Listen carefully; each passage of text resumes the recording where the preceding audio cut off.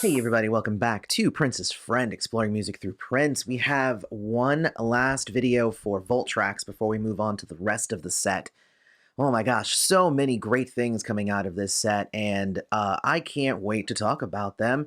So let's get into the last tracks of Disc 6 before we move on to the live stuff. I can't wait. This is going to be a lot of fun. And obviously, if you're here having fun with us, don't forget to hit like, subscribe to the channel, hit the bell notification so you always know when Prince's Friend releases a new video. And as always, this channel would not be possible without amazing friends like Kimmy B, Tony Fedora, and our newest member, Liza Brown. Love you all.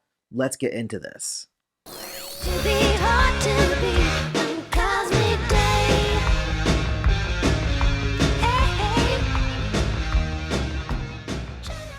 So track 3 is Cosmic Day, and the booklet actually says that it is the holy grail of this whole set, because apparently only snippets of this song have ever been circulated, even in bootleg communities. So that's pretty cool. It's weird because upon my first listen, I was like, I don't know if I like this. But the more I listen to it, the more I enjoy it. Lyrically, it's kind of fantastical and kind of wonderful. Musically, there's like some shredding guitar in there, and it's pretty unapologetically rocking, so I like that a lot. I will say, though, that the poor sound quality of, I assume, the original master for them to work off of, I mean, it was a little bit of a downer and does kind of take away a bit from my enjoyment of listening to this track specifically. Like, the song is good, but the track is hard to listen to. Also, the booklet mentions one thing that is a little bit of a pet peeve for me, and that's that it mentions that Prince goes into his Camille voice. And, you know, I'm definitely not of the opinion that every time Prince would use a higher voice in a song or pitch his voice up slightly, that was supposed to be Camille. Because to me, Camille was definitely a certain feel. If you listen to the Camille songs, they all have a darker tone, something a little bit sinister in it, you know, that sort of thing. So not necessarily just, hey, I pitched my voice up, so that's Camille. Sometimes it's just his voice pitched up. So honestly, to me, it didn't sound like it was a Camille. It sounded like this song may have been written with a female vocalist in mind, is kind of my thought. You know what would be really cool is if Third Eye Girl took this song and covered it. It's rocking enough for them, and I think Donna could probably knock out the, I mean, Third Eye Girl, if you do this song and release it, I will buy it.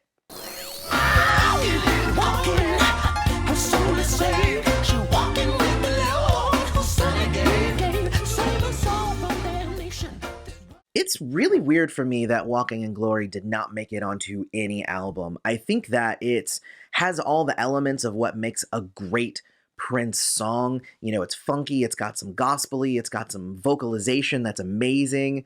Everything is really great, and then the keys are awesome. And again, the guitar shreds on here, which is wonderful. For me, one of the more interesting things about this track, just more than just listening to it, is that the booklet says that it was recorded on the same day as Bob George. So we know that we're kind of getting into some Black Album territory here. But it doesn't make the connection that a bunch of the keyboards from this song are actually what went on to become the standalone instrumental track called Two Nigs United for West Compton. You know, so essentially just took Walking in Glory, stripped out all the religious stuff, and, you know, added like a club scene and, you know, some dudes say, Two Nigs United for West Compton at the beginning, and like that was it. But, I mean, the keys are just like amazingly funky, and I thought it fit in really well with the gospel-y kind of sound of Walking in Glory. Either way, I dig this one a lot. Wally, where'd you get those glasses? Those are the freakiest glasses I've ever... So Wally was a song that the bootleg community held really close to their chest for the longest time, and I'm very happy that now everybody gets to kind of have Wally. And it's awesome. It's an awesome song. It just really, really is a great song. It is a little bit weird for me because I think from the way that everybody talked about it, including Wally Safford, you know, a lot of people kind of gave the impression that this song was going to be about Wally. And it's not really. It's actually more about Prince and how sad and lonely he is. The booklet infers that it's because he had just broken up with Susanna Melvoin, so this was like his song about that. But it's interesting because it's called Wally, but it's actually about the fact that he's so lonely and he's calling up his friend Wally, and even Wally doesn't have time for him because he's got a girl of his own. And it's just a song about just immense loneliness that I love. But here's the interesting thing. Susan Rogers says that Prince went into the studio and recorded an even deeper, more emotional version of this song that he then erased and then recorded this one in its place. So this was a second take with completely different lyrics, not as, emotionally exposing of the lyrics. But I thought it was kind of interesting that this was the less revelatory song of the two. I can't even imagine what the first one would have sounded like. But anyway, I think this is the beauty of Prince, is that you have this super sad song, but it's wrapped up in a little bit of humor and a little bit of conversational, talking and stuff. It's an all-around really amazing song that, again, I'm glad everyone has access to now. Ain't got time to fool around. I need a man. I need a real man. So now we're going to get into some Bonnie Raitt songs. There was always that talk that Prince was going to do a project with Bonnie Raitt. I remember that because my mom was really into Bonnie Raitt. And I remember when I heard about it, I was like, Ma, Prince might be doing something with Bonnie Raitt. And it was like, oh man, it's going to be the combination of both worlds. It's going to be amazing. But that ended up not happening. But what we get here is some tracks that Prince reworked around this time when he was working on songs for Bonnie Raitt. And interestingly enough, these songs were all mostly earlier songs that he was reworking again to make them modern, 1986 modern, but more modern than his sound that was, early on in the 80s. And the first one of these is I Need a Man. It was a song that he originally had written for the Hookers, which then became Vanity 6. And honestly, listening to this version, I think that it would have really done very well with Bonnie Raitt's sound. I would have loved to have heard her version. But this one is Prince basically doing a demo of the song, just like on the originals. A lot of these are like that. But he's doing his own version of it so that he can be like, hey, Bonnie, this is kind of what I'm thinking. There you go. And it's a good song. When you promise to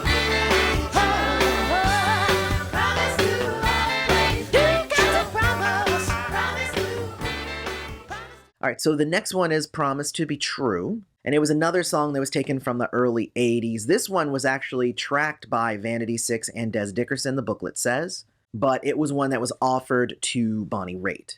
And it's in the interesting kind of upbeat tune. It's not necessarily my favorite. I can't say that, I'm immediately going to Promise to Be True to listen to it. But if it comes on, I don't skip from it. And I think mostly it's because the horns on here are really good. I think overall it would have fit Bonnie really well. what can I say? I'm just a jealous girl.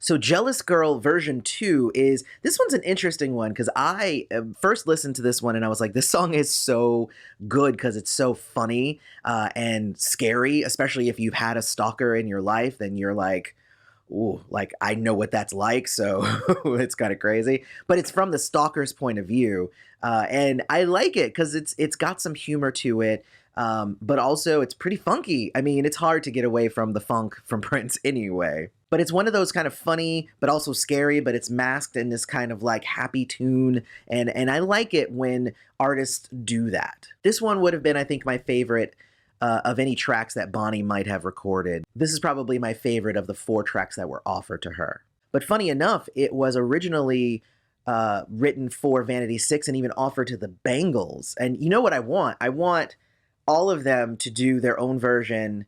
Obviously, we can have Brenda Bennett come in and sing one. We can have Susanna Holt come in sing one.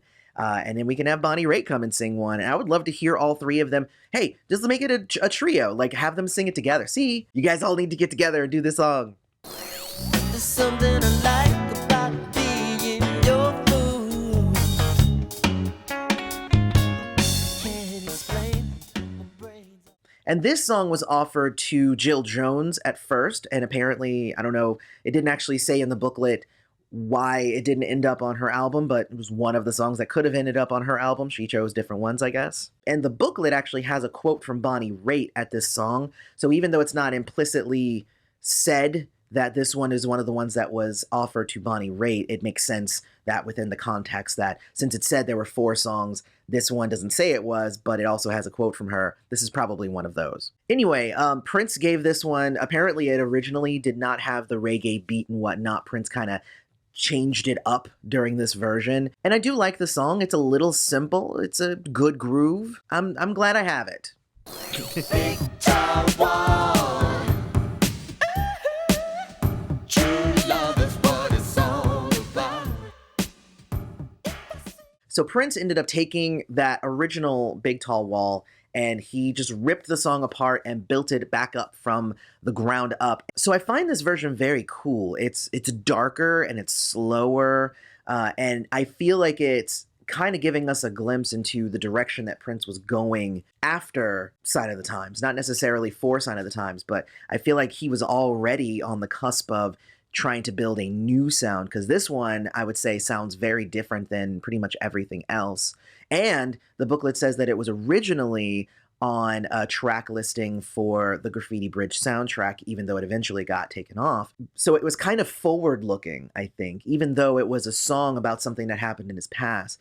By reworking it and reimagining it, it became something to kind of look towards the future. And that's what's interesting, I think, about this song. I think I prefer the original version, but I really love what this second version represents, I think. She wants a place in heaven, but she cannot face the truth. And I want to note that this is where the booklet ends. So even though I have 3 more tracks to talk about, there's no notes on these 3 tracks, but they're tracks that have been kind of referenced in other listings, so you get the picture. So the first one is A Place in Heaven, Lisa's vocals. Now, they did already discuss a bunch of A Place in Heaven and why Prince wrote it, and it was supposed to be with her vocals, and he reversed it, and he did a bunch of stuff. This one has Lisa's vocals, and funny enough, you know, Prince knows how to write for somebody else's voice, and he really did. Like, Lisa sings really, really well on this one because it was kind of written for her to sing. And I think that it works out really well. It's a good track. Even though in the notes it said that Prince was going to have Wendy sing backup for Lisa, it seems like some of Prince's backup vocals were still left in. So you end up having all 3 of them together, which is good, and I like the sound of it. Oh, it's a wonderful day, baby. Tonight will be a wonderful night. It's no... Then we get the Wonderful Day 12-inch mix.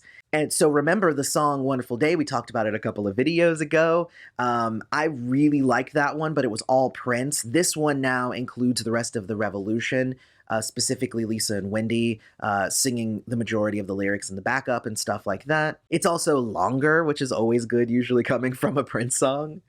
But I don't necessarily feel like Lisa and Wendy add to this song. I feel like they layer on the song. They don't take away from the song, but I don't feel like they add anything to the song. It feels like it's just more people on the song, but it doesn't necessarily change it. So I think I like the Prince only version because it's just like that raw feeling. It doesn't feel like overproduced or overworked. It's just kind of raw and just like its beauty. But then again, this one's longer and has a little bit more instrumentation, which I assume Lisa and Wendy added. So I don't know. It's kind of a toss-up between which one I prefer. I like both.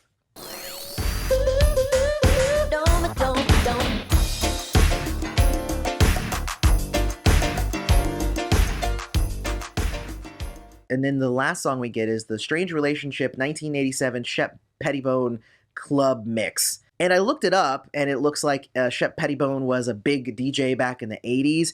And it was interesting. I was having a discussion with my friend Alcy, and he said that this guy also did some stuff for George Michael, some remixes for George Michael. And I was like, oh my God, you're right. I've heard these sounds before that he kind of layered on top of this track. I've heard them on the remixes for George Michael. So it seems like he definitely has his own sound and he has his own samples and stuff that he uses to mix things. And like, that's cool. But then it from that point on, it just sounded kind of like I Want Your Sex or Hard Day, or, it sounded like a George Michael song mixed with a Prince song, which then, I don't know, it kind of takes away from it, but also adds an interesting spin to it. I wouldn't say that this is the song that I would have ended all of the vault tracks on. A simple fix would have just been switching Wonderful Day. I would have ended on this 12-inch mix of Wonderful Day and not the Shep Pettibone remix. That's just my own thought. I don't think it packs the punch of the finishing move that is necessary for a last track. Now, of course, it's not really the last track because we have a lot more music to discuss, but it's the last of the vault tracks, and the vault tracks are like where a lot of the attention is in this box set. So hey, we are now done with all of the vault songs. These songs were really good, and like there were a few of them that very much stood out. I think that they really kind of saved the best for last. I think that there's so many on this last disc that are just so good. But I want to know what you guys think. Let me know about your thoughts on these songs down in the comments. Also, don't forget to hit like, subscribe to the channel, hit the bell. When you hit the bell, make sure you select all notifications, not just some notifications, so you always know when we release a new video. Thank you again to my patrons and members. You really do keep this channel going. And if you want more information on how to become a patron or a member, don't forget to hit the links in the description. Otherwise, may you live to see the dawn. I love you all, and I will see you in the next video.